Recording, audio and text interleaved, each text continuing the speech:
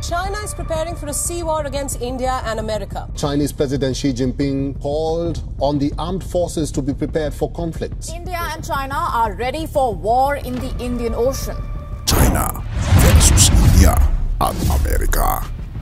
Isang matinding usapin mga kaibigan na pinag-uusapan ngayon na ang China ay nag-aayos para sa isang malaking digmaan sa dagat laban sa India at Amerika. Halika atin itong pag-usapan ngayon, kaibigan.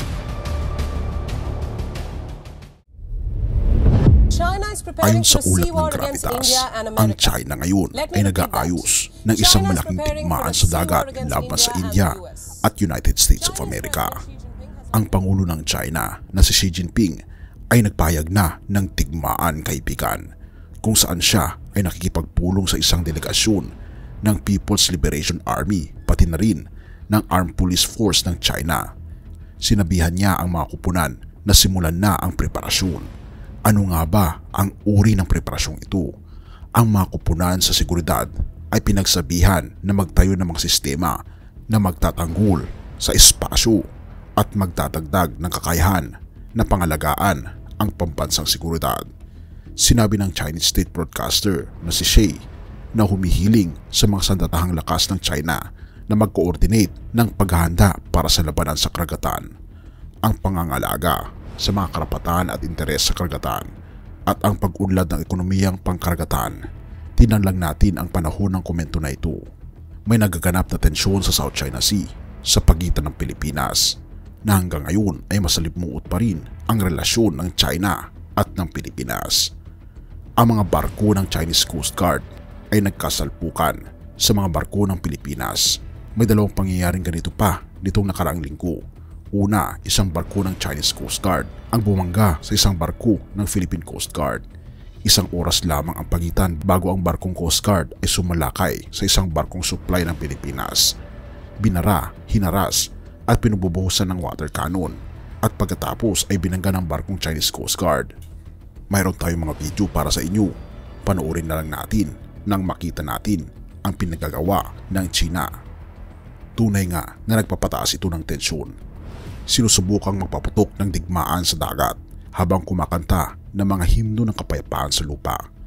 Nito lamang, nagbigay ng hindi hinihinging payo ang Chinese Foreign Minister na si Wang Yi sa ibang mga bansa na huwag pumili ng panig sa South China Sea.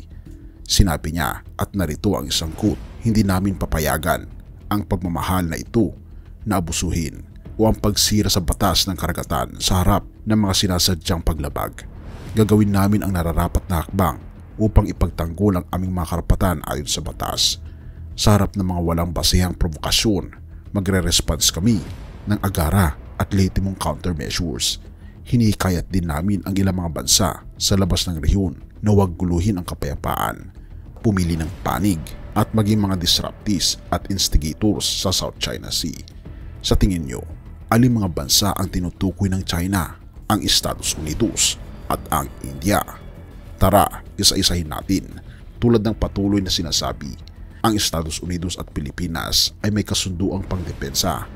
Kaya kung ang isang bansa ay aatake, ang isa pang bansa ay dapat sumuporta rito. Sa ngayon, ipinapanatili ng Pangulo ng ating bansa na si Ferdinand Marcos Jr. na hindi pa dumarating ang panahon na inilunsad ang course ng Security Pact. Pero ano ang mangyayari ngayong ipinahayag ni Xi ang digmaan at ipinagtulakan na magsimula na ng paghahanda para sa digmaan? Tinawag na ngayon ni Pangulong Marcos na alarmist ang kilos ng China. Para sa kanya, at hayaan niyo akong kunin ang kanyang pahayag. Sa tingin ko, hindi natin dapat tignan ito kundi sa pinakamalubhang paraan. Gaano katagal bago humingi si Marcos ng tulong sa US? Ang China ay nag-aayos para sa posibilidad na yun, pati na rin para sa posibleng pagtunggali laban sa India. Dahil ang India ay isa sa pinakakaribal ng China. Dahil kung sasarahan ang Indian Ocean, mawawala ng supply ang China sa napakaraming mga bansa. Dahil ang major route ng ekonomiya ng China ay dadaan sa India. Ang Beijing ay nagpatibay na ang pundasyon para sa isang posibleng outpost sa bakuran ng India. Kung iniisip ninyo ang Maldives, tama kayo. Nitong nakaraang linggo, pumirma ang China ng isang kasunduan sa seguridad sa Maldives. Ang mga nilalaman ay lihim. Ang kasunduan ay nilagdaan isang araw bago nagpatakbo ang India ng INS Jatayu sa Minoy ng mga 100 kilometers mula sa Maldives. Ang India ay pinalalawak ang kanilang hukbong dagat. Binibigyan ng modernong kagamitan at itinatatag ang mga bagong base, jetty at makinarya. Nitong nakaraang linggo, binigyan ng komisyon ng Indian Navy ang isang esquadron ng mga helicopter na M60. Ang mga ito ay may kakayahan sa anti-submarine warfare.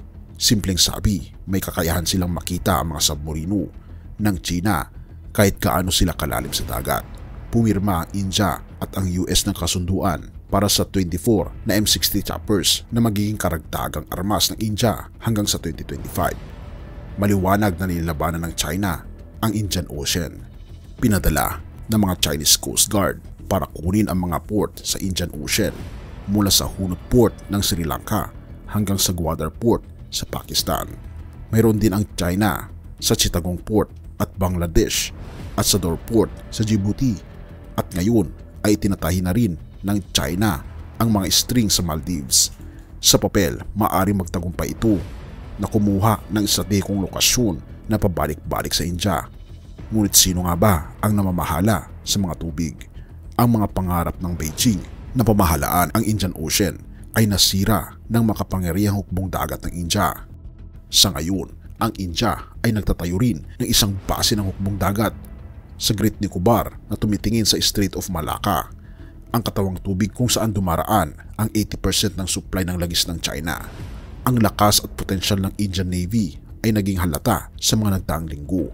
Ipinapakita nito ang sarili bilang bayani ng malalim na dagat. Kaya narito ang tanong, maaari bang ihanda ng China ang digmaan sa dagat laban sa India? Kung anuman ang gusto nito, maaari itong maghanda ng digmaan sa dagat laban sa United States of America. Ngunit may pagkakataon ba itong manalo? Tingnan natin ang pwersang hukbong dagat ng China laban sa Indian Navy at US Navy. Sa ilang istatistika, ang Chinese Navy ay may 350 na barko, ang Indian Navy ay may 150, ang US Navy ay may 280 na sasakyan pandagat. Sa mga eroplanong pandagat, ang PL Navy ay may mahigit na 700, ang India ay may 400, at ang US ay mahigit sa 4,000. Samantala, sa aircraft carriers, ang India at ang PL ay may 2 bawat isa, samantala ang United States ay may 11. Sa mga destroyers naman, ang PL Navy ay may 49, ang India ay may 12 at ang US Navy ay may 92. Nilagay din namin ang mga numero para sa mga frigates, corvettes at submarines para makita ninyo. Kahit ang tanong natin ay, alin panig sa tingin ninyo ang mas malakas? Ang China o ang pinagsamang hukbong dagat ng India at Estados Unidos? Hindi pa natin isasama ang hukbong dagat ng mga kalyado ng Amerika na tiyak na sasali sa digmaang ito. Kaya naman wala nang saysay ang plano ng China na hamunin ang India at Amerika sa dagat. Sa tingin nyo, mangyayari kaya ang posibilidad ng malaking gera ng India, United States of America laban sa China? I-comment mo naman sa ibaba kaibigan ang iyong kuro-kuro. At salamat sa iyong panonood. Romans 12 verse 1 to 2. Kaya nga mga kapatid, alang-alang sa masaganang habag ng Diyos sa atin, ako'y nakikiusap sa inyo na ialay ninyo ang inyong sarili bilang isang handog na buhay, banal at kalugod-lugod sa Diyos. Ito ang karapat-dapat na pagsamba ninyo sa Diyos. Huwag kayong makiayon sa takbo ng mundong ito. Sa halip, hayaan ninyong baguhin ng Diyos ang inyong pag-isip upang maunawaan ninyo ang kanyang kalooban. Sa gayon magagawa ninyo kung ano ang mabuti, kalugod-lugod at ganap na kalooban ng Diyos. Mga kaibigan, mamuhay tayo bilang isang kalugod-lugod na mga anak ng Diyos dahil ang panahon ay maikli na at ang panahon ay malapit na. Purihin ang ating Panginoong Diyos at salamat kaibigan sa iyong panonood. Tayo manalangin. Ama naming banal mga Panginoon naming Diyos, aking pong dinadalangin ang bawat isa, lalong higit sa kaibigang nakikinig nito. Tulungan niyo po siya na magkaroon ng maayos na pamumuhay. May talaga niya ang kanyang buong buhay sa inyo lamang, Panginoon, at tulungan po siya na makaranas ng kaligayahan sa piling po ninyo. Panginoon, ihanda ang bawat isa. Gabayan kami hanggang sa katapusan ng mundo. Patawarin po kami, Panginoon, sa lahat ng aming pagkukulang at pagkasala, sapagkat ito aming samot hiling sa matamis na pangalan ng aming Panginoon Hesus. Amen.